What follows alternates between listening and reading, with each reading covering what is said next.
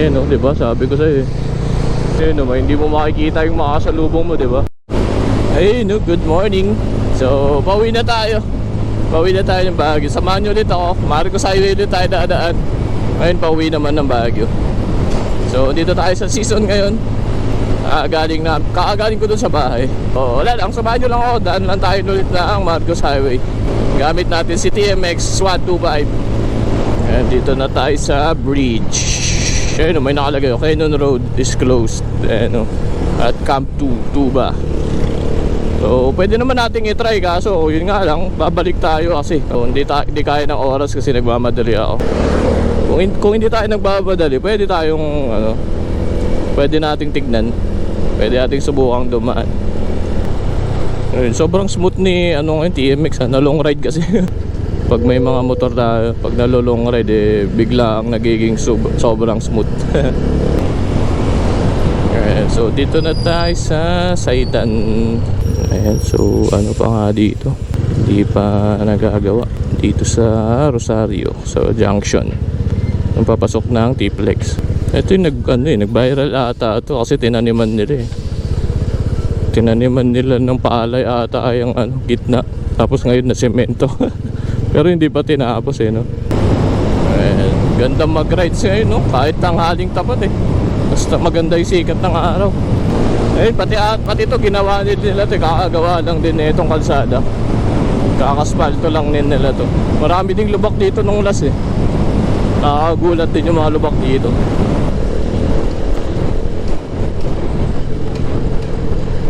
Babounce yung truck. Sa Marcos Highway yan, babounce yan. Ngayon, ito ginawa din nila to kakagawa din nila to. Diba, suabe na dati lubak-lubak to dito magugulat ka na lang ikurbada tapos biglang lubak, diba? Kahit yung banking mo dito na tayo sa Mawaswas tapos pati dito kakaspalto may makikita ko yung kakaspalto kakaspalto, diba? Ganda na din para suabe ang biyahe, diba? Tapos ganda pa na view. Napaulan na yata sa Baguio. Sobrang smooth ng itong TMX natin ngayon ganito ata talaga pag nara-rides. Nagiging smooth. Pero kailangan ko na rin itong i-change oil kahit hindi siya nagagamit. Change oil din naman natin. Mawaswas. Naririnig nyo ba yung pipe ko, guys? Sana naririnig nyo. Tapos sa checkpoint tayo tapos ginamitan ng decibel. Alam ko pasado to, hindi naman siya ganoon kaingay. Ayun na nga, kumukulimlim na. Huwag namang umulan. Ay, kagi umuulan.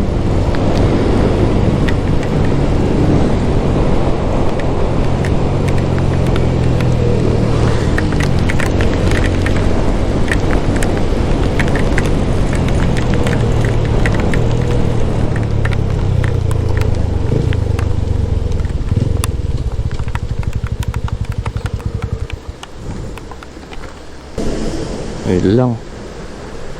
Patilan muna tayo ulan dito. Lakas Ayun, tumigil na yung ulan. Pero basa ang daan. Pero tara na ulit. Let's go. Tapos sa Baguio umuulan yun lang. Yes. Tapos dito wala. Tuyo yung daan Doon lang talaga Dito walang ulan As in Grabe. Ganun halos wala pang wala pang 1 kilometro yung pinaganuhan ko. Sa Baguio kaya umuulan kaya sa Baguio. Feeling ko hindi naman makulimlim lang siguro din. Dito may mga lubak-lubak din dito mga kailangang iwas-iwasan. Pero okay lang malubak. Mau-8 lang naman yung rim natin, magkakabengkong lang. Pero pwede pang i-align. Yun yung maganda pag naka-rim ka. Hindi katulad sa mags pag nabengkong yun wala na. Pwede naman i-align pero kapag nabasag talaga as in basag, wala na. So dito na tayo sa junction ng Pugu. Ito na yung sinasabi ko na matagtag na Marcos Highway. So bumili na tayo ng rambutan. So for 80 per kilo yung rambutan. Okay na din. Siguro sa Baguio 100 or 120 ganyan, 130. Pero dito 80 lang, okay na din yun. Sarap naman, tinikman natin. Ayan na, tagtag na Marcos Highway. Nakakinta pala ako guys, ha. Ayan, kwarta. Malakas kapag mag-isa mo, tas ka nakabuedo.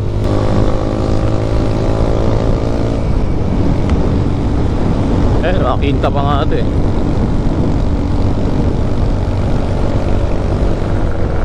Ayan, tercera. Dito ka lang talagang matatraffic, eh, kapag may mga sinusundan kang truck.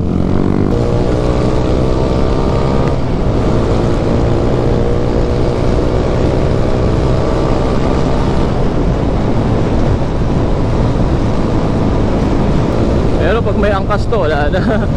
Tercera.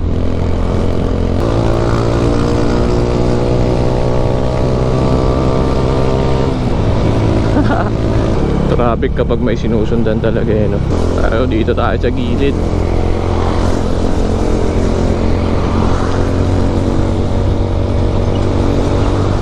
Hindi tayo nata-traffic. Yun, no? Sabi lang. Kwarta. Ayan, pero pag ganito mga mabibilis, hindi mo na kayang overtake ng mga yan. Dala pa man din akong laptop, tas ang tag-tag. Yun lang, dubak. Lagi kong nasaswertehan yun, eh. Pero meron yung time na minsan hindi ko siya nakita. Pero yung radar yung gamit ko, okay lang naman yung mags ko. Hindi naman siya nasira. Ngayon sana yung inaayos nila, di ba? Yung pakurbada tapos lubak.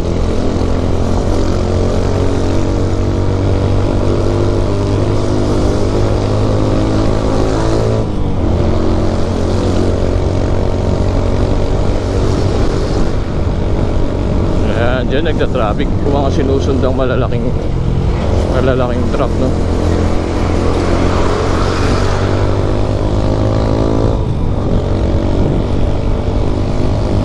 Singit-singit lang. Tamang singit lang. Yung umiyo nga doon, bilis, eh, oh.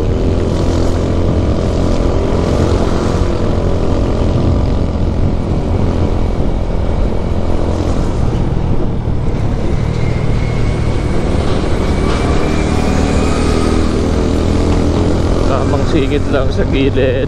Oh, di ba? Pag sasakyan, maaga ako ba yun? Hindi mo magagawa sa sasakyan. Lubak-lubak din dito.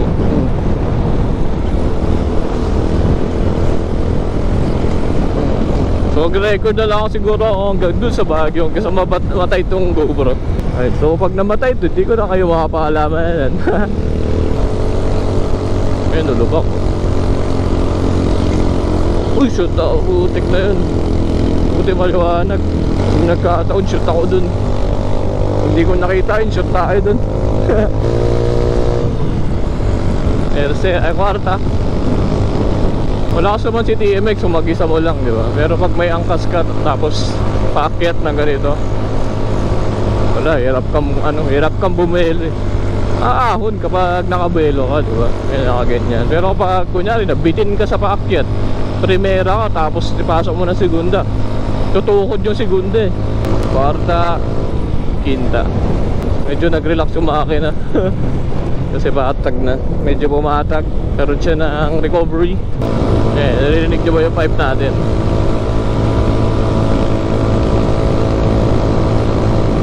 Tercera, segunda. Tamang singit lang tayo dito. Okay lang sumingit-singit sa ganun. Wag lang yung masyadong dikit talaga. Kapag umaandar naman yung mga hindi ka naman maano ng mga yun. Mabablind spot ka lang dun pag nakatigil ka. Tapos dahan-dahan sila dun, eh. Or matrasan ka, ganun. Pero syempre, pa din. Ingat ka pa din. Ingat ka pa din. Stuck nga pala yung sprocket natin, mga sir. Ito yung pangit na posisyon, eh. Hindi ka makaka-overtake pag nandito ka, nakatutok ka. Kasi hindi mo makikita yung nasa harapan tsaka nasa likuran mo kung may overtake. Kaming dalawa yung titignan mo. Na yung fog, dito na tayo sa tuba. Yung mga fog, lumalabas-labas sa mga bundok-bundok, eh. May fog, tapos konting araw, tapos dilim ulit, fog ulit. At least hindi sila nakakapote, yung lumalaga. In-on natin yung ilaw natin para kita naman tayo dito sa fog kahit konti.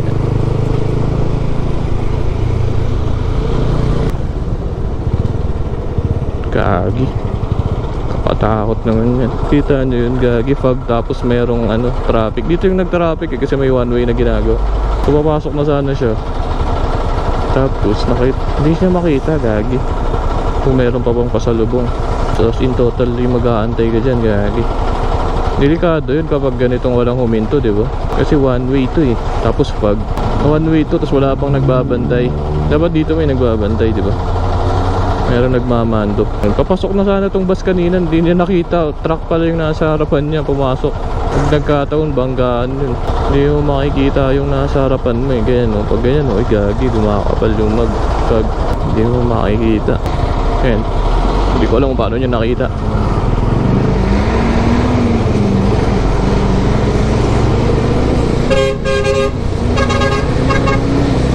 Eh no, diba? Sabi ko sa'yo eh.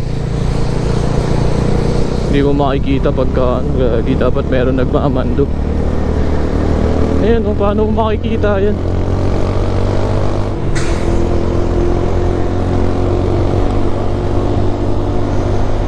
Oh, tapos one way, diba? Dapat yung mga sumasalubong dito yung mag-minor eh. Yung kotse kanina, di siya bilis din siya, gagi. Tapos papasok siya sa one way. Delikado yun, gagi, banggaan talaga yun.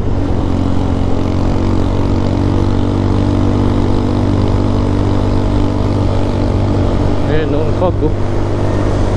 Oh, diba? Ha? May bus agad.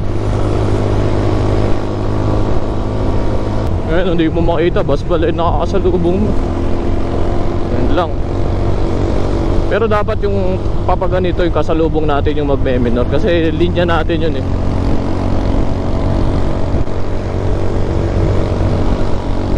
Dito tayo sa sa likod ng bus para mainit. Lamig na eh. Pero pag nandito tayo sa likod ng bus, mainit.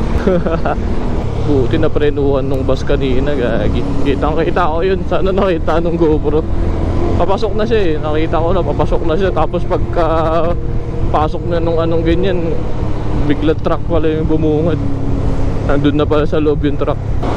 Dapat itong mga truck na to nag-on na ng headlight eh. Di ba hindi kayo nag-on ng headlight? Yun yung headlight niya. Yun tayo sa tunnel. Badiwan tunnel yung tawag dito. Yan no, fog oh. Alas 2 pa lang eh. Wala pa atang alas 2. Ayun naman, hindi mo makikita yung makasalubong mo, diba? Ayan oh. Kaya pag ganito, walang overtake. Ayan oh, hindi sila naka-on ng headlight, diba? Oh, may biglang lumabas dun, gagi. Billboard pala. Ayun, biglang liwanag dito. Ayun, nasabog na naman. Tercera to eh. Segunda. Wala nila, maka-overtake dito. Alalay ka na lang talaga din dito eh. So, pwede tayo dito.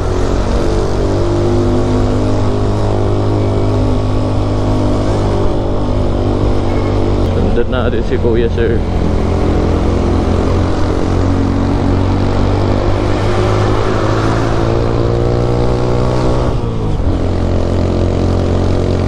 Tercera, papasok siya ng tercera. Pero pag may angkas ka, segunda ka dito. Babad ka talaga ng segunda dito. Kaya niya, segunda, tercera. Nalaro siya. Ayun o, fog oh. Segunda tayo. Fog. Wag. Segunda lang tayo. Hindi kawawa yung makina natin. Kawawa yung makina pag pinasok pa ng tercera. Wala tayong buhelo. So dito yung parehistrohan, tapos may insurance na din doon. Okay na din. Dami talagang nasisiraan dito. Dami pang truck na bumababa. Dahan-dahan talaga yung truck na yan. Hanggang makababa siya dun, dahan-dahan yan. Naka-engine brake yan. So at least Baguio na tayo. Ngayon lang, ganun lang. Sinamahan nyo lang ako sa masayang journey. Masayang paglalakbay dito sa Marcos Highway.